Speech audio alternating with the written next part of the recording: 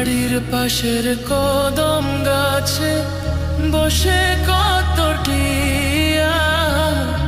আমার মনে কষ্ট দিয়া করে করলা বিয়া